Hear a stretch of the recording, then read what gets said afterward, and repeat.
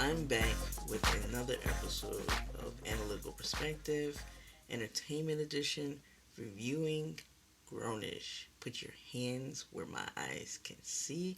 This is episode 6. So, we just got past episode 5 with the whole what is a good and bad black person to now seeing what Doug and Aaron's plan is. If you don't already know, I am Pharaoh Moses, and I'm going to review this episode. So, we start the episode with Avery Wilson singing Strange Fruit, which it was beautiful. I actually loved this rendition of Strange Fruit. I thought it was wonderful to start the episode that way, but he's singing, and while Avery Wilson is singing Strange Fruit, everyone is behind him. There are masses of students behind him with signs, no justice, no peace, Black Lives Matter, and an arrangement of other signs. On the other side, across from people protesting peacefully, there is, of course, campus security. Campus security is not happy that people are protesting on the campus, and they're trying to dissuade the students from doing this protest. So as we go through the episode or go through the rendition of Strange Fruit, we see everyone but Vivek at this protest. So even Luca's sister and Luca, we both see them in the protest. Now, sometime during the protest, Zoe gets an alert on her phone, and it is said that LA is putting out a curfew for 6 p.m., which I thought, like, hey, that's kind of early. Like, who wants to be in the house starting at 6 p.m.? But I'm guessing there are implying that there are probably nationwide protests, rioting, and looting because you had one black man being Marcus Jennings dying, and then the very next day you had a young boy dying by hands of the police. So they have a choice of whether to keep protesting, to go to another area and protest, or just to call it a day. The security guards start saying there is a curfew, and if you don't leave by the time of the curfew, we will have to detain you. So you start to see most of these people in the background start to leave, and the usual group of suspects collaborate together on what's the next plan. And some of the people decide to go downtown. Okay, that would be Luca, that would be Kiki, that would be Doug, and that would be Aaron. Zoe says that she's not built to go downtown, which is hilarious because just last episode she was talking about how she has a black father and black brothers, and she's always in the movement. She was planning to do something, and I guess that little protest was good enough for her. Then you have Anna and Javi. They decide to go get dinner and then go hang at Javi's.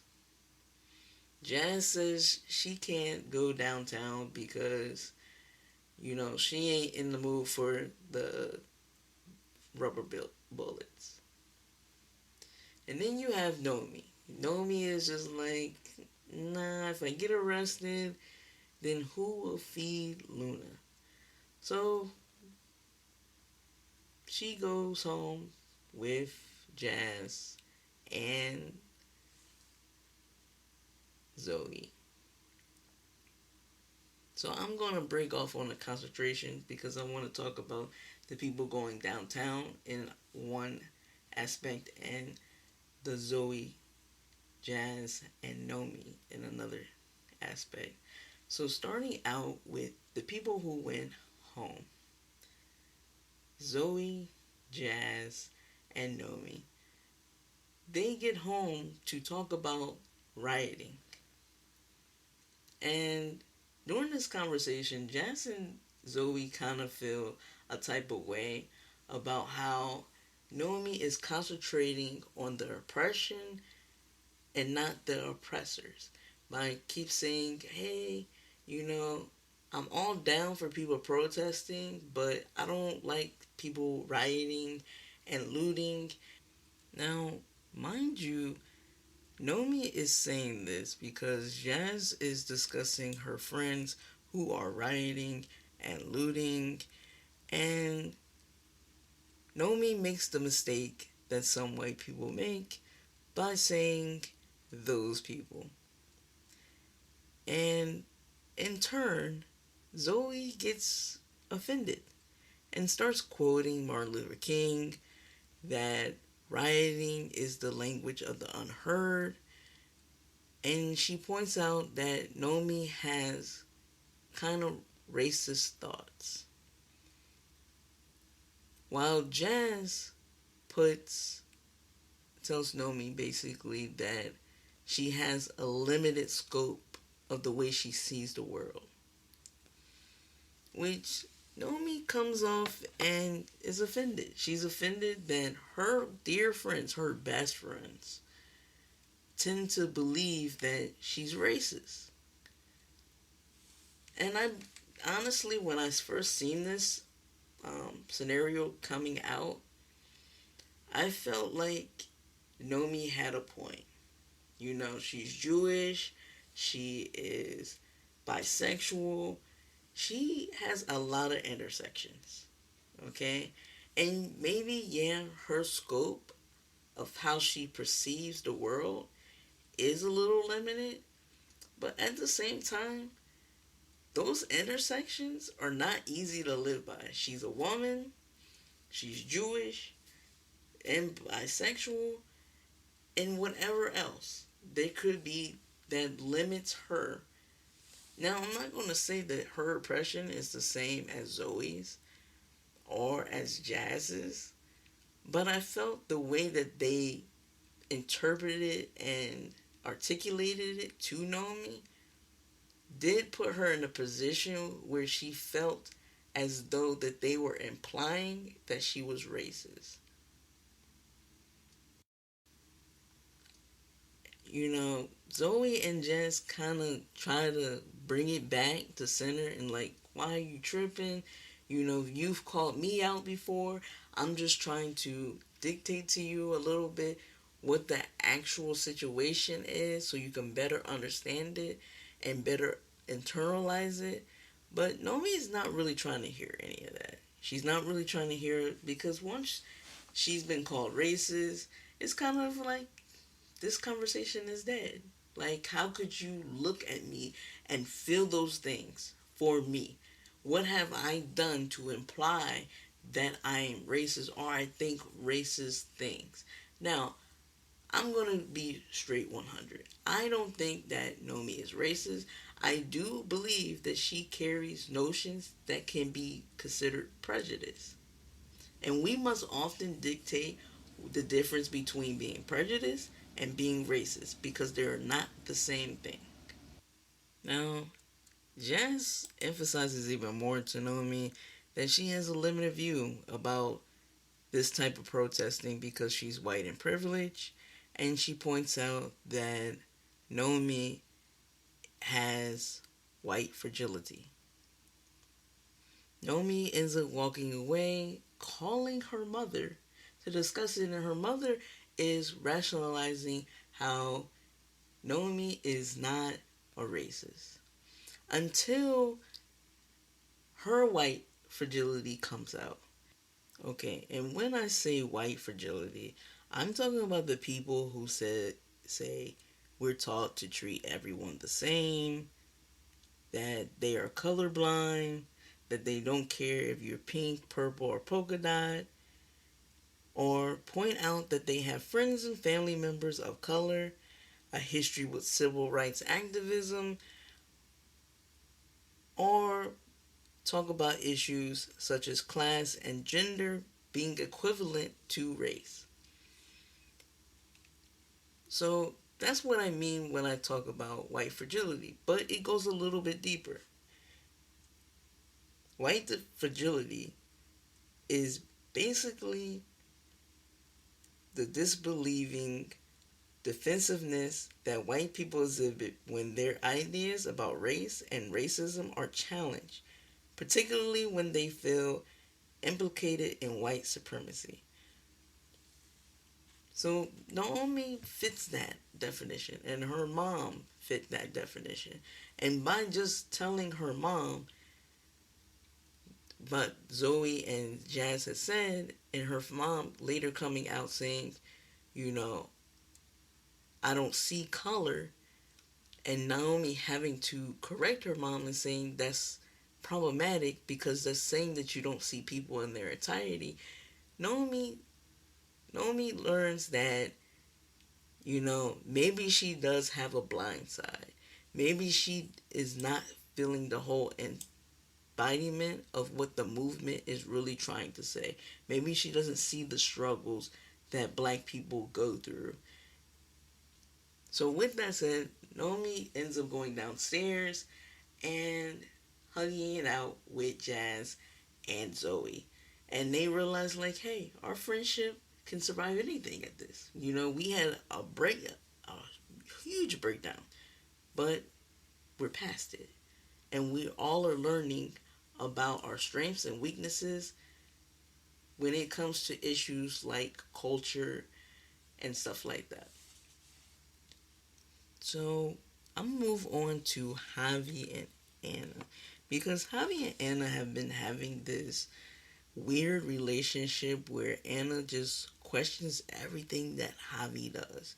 So as they're leaving the group to go get dinner or to get lunch or whatever, they go to the food truck, they're waiting.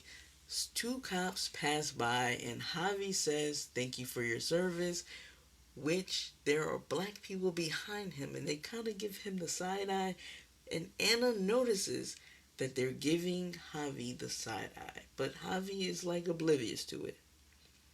So going back to Javi's place, Anna starts to question Javi of like, why you don't think that was wrong? Like, how can you be so blindsided with everything going on? And Javi basically moves it to, hey, we both got family in the military. Like, it was the same exact thing. And Anna is beside herself. And Javi is saying, well, I really don't want to fight.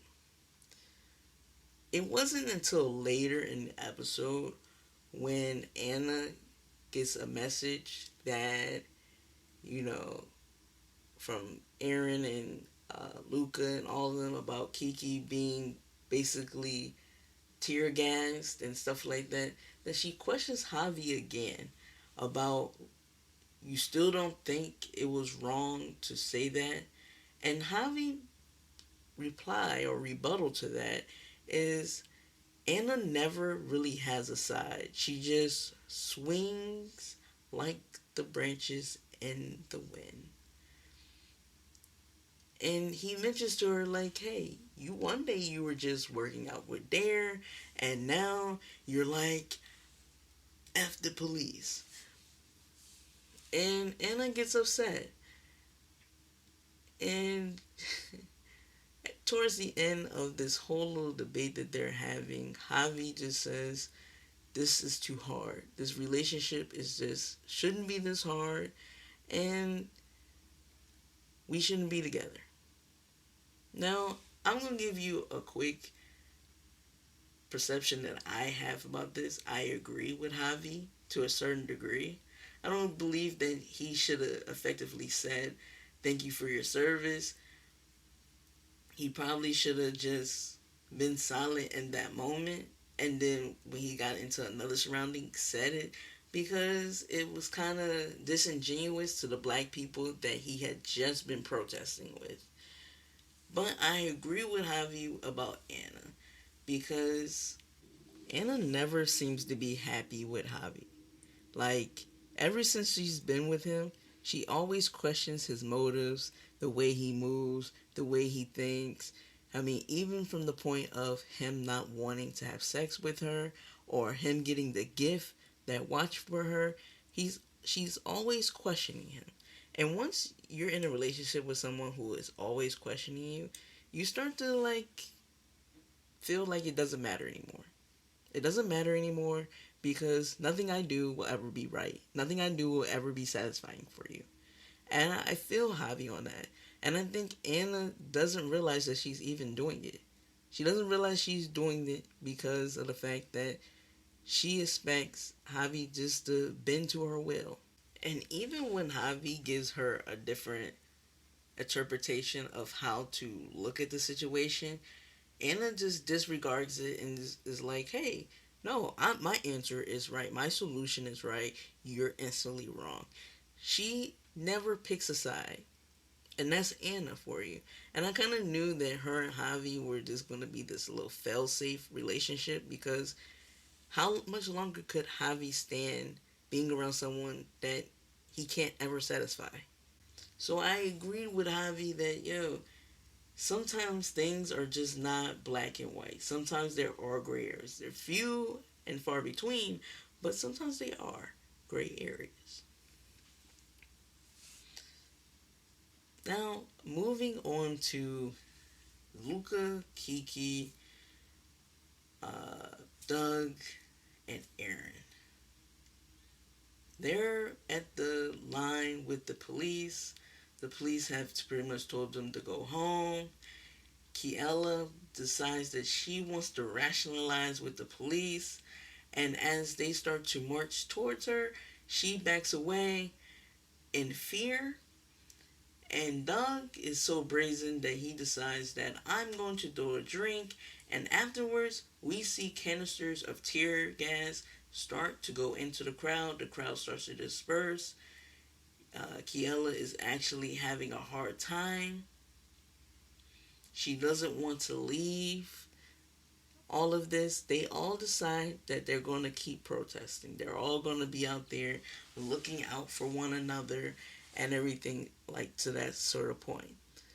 Later on, we find out that Kiela has went missing. No one knows where she is. She's not with Doug. She's not with Luca. And Luca's phone is dead. So he asks Doug, can I use your phone? And in using Doug's phone, he finds out that Doug and Kiela have been a little bit too cozy. Just a little bit. And he calls him out on it that he has desecrated their temple and fondled his kin. Which was crazy because you know Luca is kind of crazy, but at the same time I understood what he was saying. And Doug felt affected because he's like, yo, I'm not really trying to come between you and me, and I'm really not trying to come between you and your sister. Aaron goes off to go find her and finds that her after being tear gassed again a second time, and Doug and Luca go and meet up with Aaron. And Kayla just basically lets go. She lets go with tears, anger, that she is fighting for about police brutality and in the same method being in the middle of police brutality. And she's wondering why this is happening to her. That while she's fighting for to get eradicate police brutality is being used on her. And she questions Luca like, "What have I done?" And Luca sits back and says, "Nothing." And he holds her and cuddles her and says, "It'll be okay."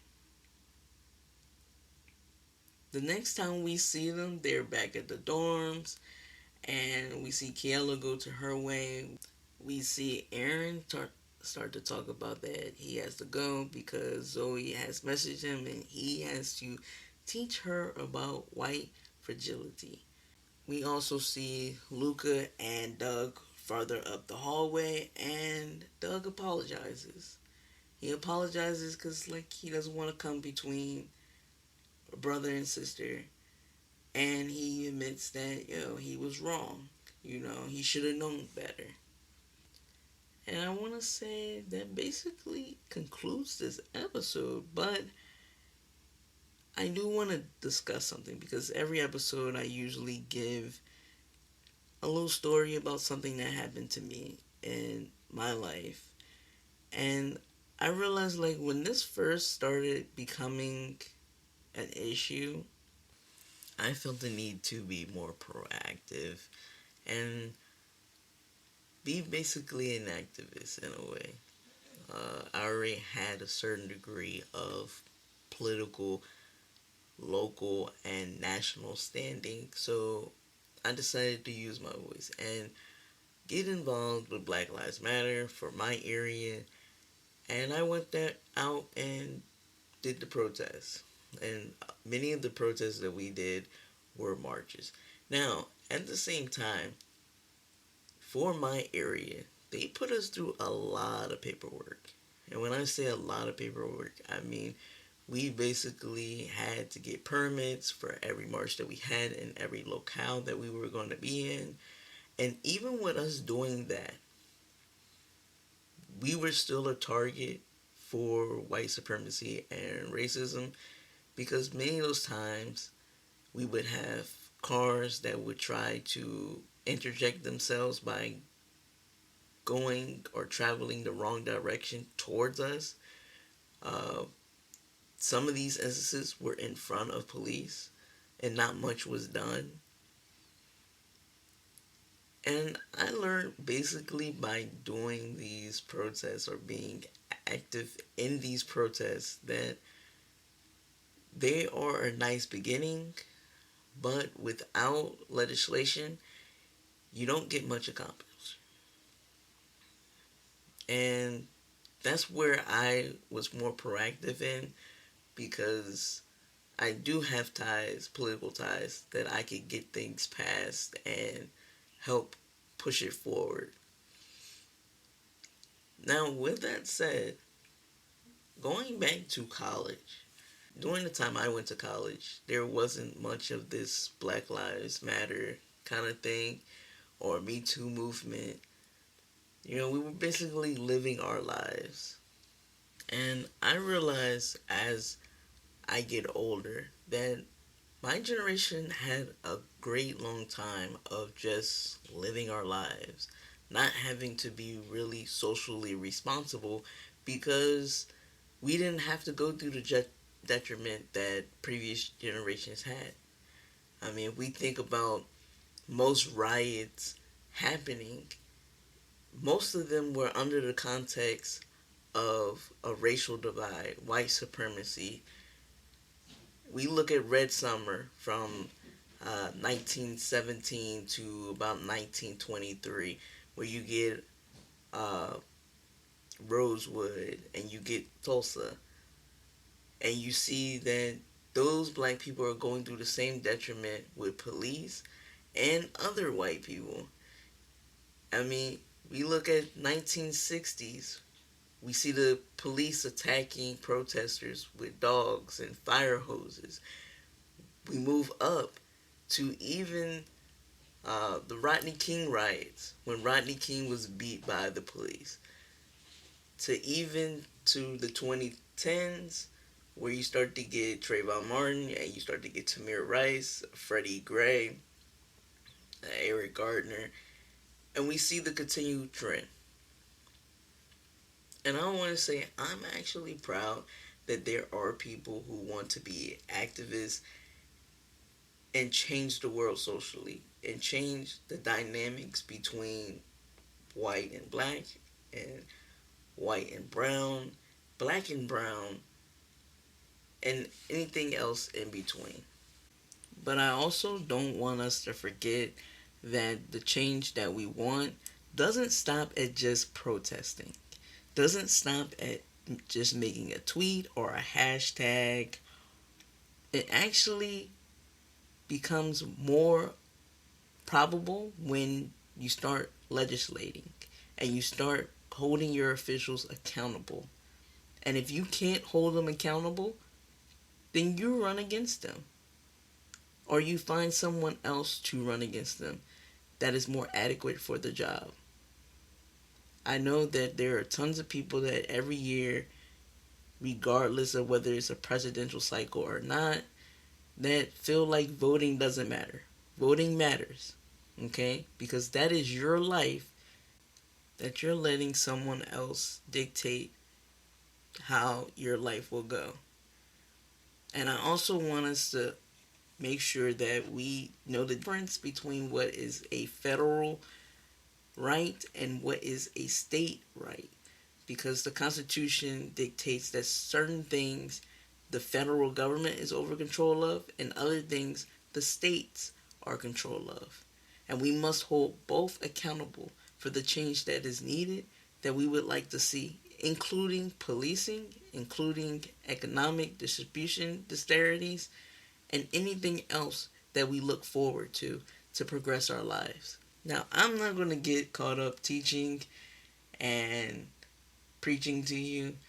I will just say this to conclude this episode of Analytical Perspective, that Grownish this season alone has taken so many turns that it's kind of hard to watch it. I mean, we're seeing them wild out, and I don't know if this is because Grownish is kind of coming to an end, or if it's really because they're just running out of things to discuss. Because it seems like so much of it is very unpredictable. Like when Zoe got married to Aaron in Mexico, or Jazz deciding that she is going to take a year off from track, or the fact that Sky is really not there. You know, she's off in the Olympics. Like, so much of it is just very unpredictable, and it's not very college life, you know? And I know there are different aspects of college life. People who have kids, people who are working multiple jobs while being in college. I know that. You know, I know that there's a difference when going to an Ivy League school or just a regular public institution, or going to a single-sex university, or going to a historical black college or university. There are major differences on how life on campus works, or life off campus works, and the life between campus and life at home. But it just seems to me like they're running out of topics, and the more outrageous stuff that they seem to do is becoming less and less attractive. So I wish that they get back to some more solid storylines, because let's really talk about it, that George Floyd was a whole year ago. A whole year ago. And we're just now seeing this episode. So you're kind of late to the ball game. You kind of could have skipped this episode. Especially knowing that this episode really didn't give any solutions.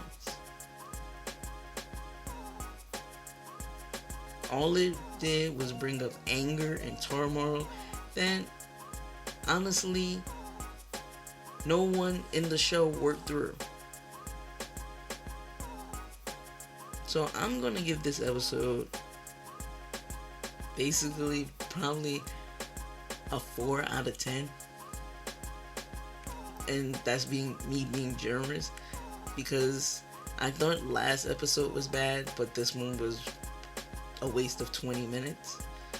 So hopefully next episode is better. But I am going out, and it's the end of my time. So I would like to thank you for listening. I am Farrah Moses. This is Analytical Perspective, and I will see you later.